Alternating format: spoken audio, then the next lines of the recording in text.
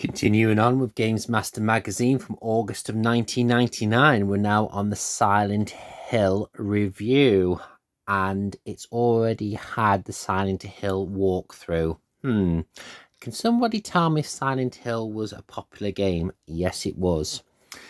Data, format reviewed, PlayStation, price $39.99, out June, developer KCET, publisher Komanai, called, telephone number, players 1, special features, dual shock, other formats, none.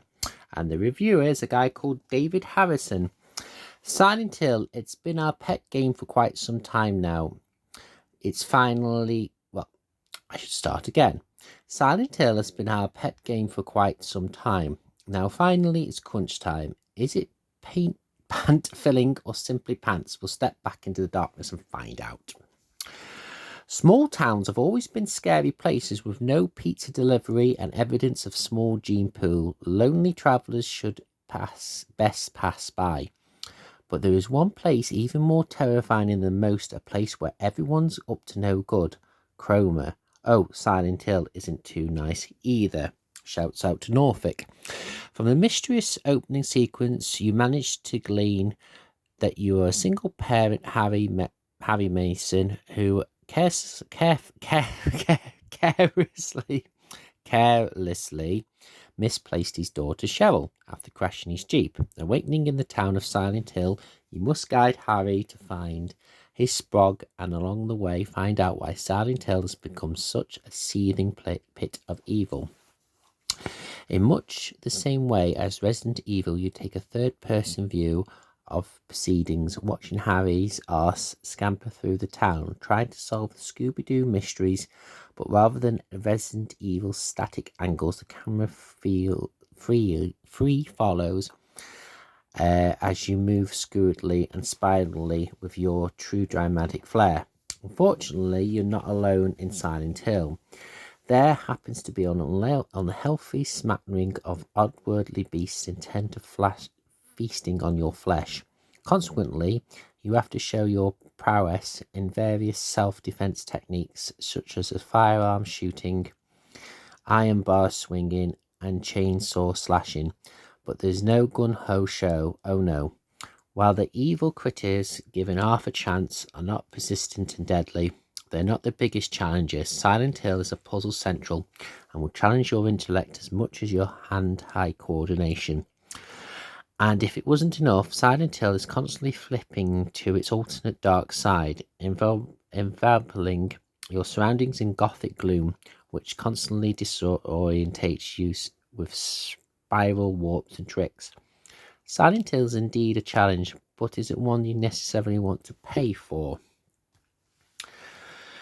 The main feature that really stands out when you first play is your lack of vision. Silent Hill is cloaked in snowy fog, which just lets you see a few feet of you, only to be replaced with blackness with onset of night. Whether you fall in love with the game or not, depending on if you forgive the game for its aspect and reveal in its vital part of the game's makeup, or perhaps you'll hate it as a lazy way of hiding a poor graphics engine.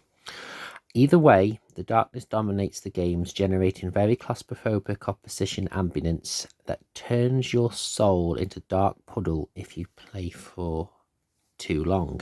Overall, playing Silent Hill is a lonely experience. The streets are deserted, the sound effects minimum, and the plot's twisted. You know what Harry's motivation is to get his daughter back, but you aren't told why she drifts away at the start. Unlike Resident Evil, where you are a trained agent, everything is ambiguous as why Harry has fallen into this plot, why Silent Hill is so weird, and who all the characters are. You are alienated from sources of comfort, slight and knowledge, with only the eerie whispering of your static detecting radio to provide you with assistance. With Silent Hill, the whole is greater than the sum of its parts.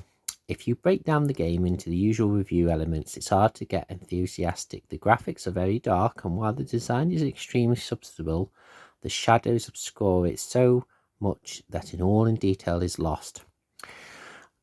As for the evil gremlins you find, they don't have much personality or rarity. None are spectacular, or they are simply slip through the frame as fair pace going about their malicious business. The bosses are none too impressive either, with some being downright comical. The animation is quite laboured, and Harry Mason is not all dancing or leaping Lara Croft. He simply lumbers around the town with his weapons, seems ape-like in his movements, and is not blessed with any twisted, turny agility. So what makes the game so special? Well, for the most of the part, the moment you fire up your console uses class. The opening VFM sets the tone perfectly for the game, sweeping through the haunting images, enrapturing and confusing.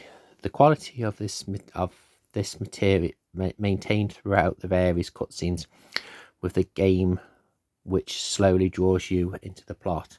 While the gameplay and clearly derivative of Resident Evil, the details and substantial of the puzzles are far superior to any of the Capcom's challenges, and only will be mastered by the most patient and persevering gamer.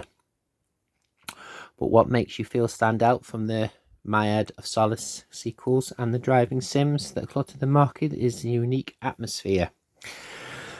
This is supernatural survival horror. Resident Evil was visually horror, the Night of the Living. This is the shining of the gaming horror, paranormal, nonsensical, with a true nightmarish quality.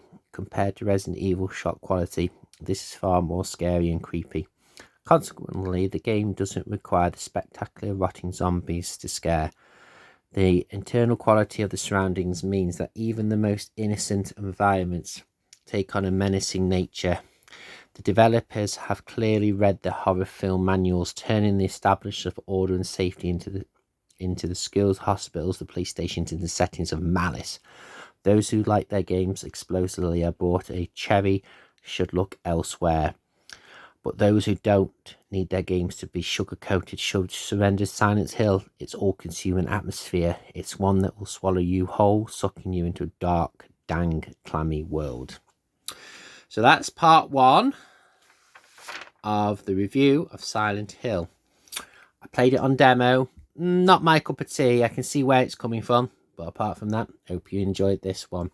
In part two, I'll be reading all this additional content, including why it got a 91% review. Okay, folks, thank you very much for watching. See you soon.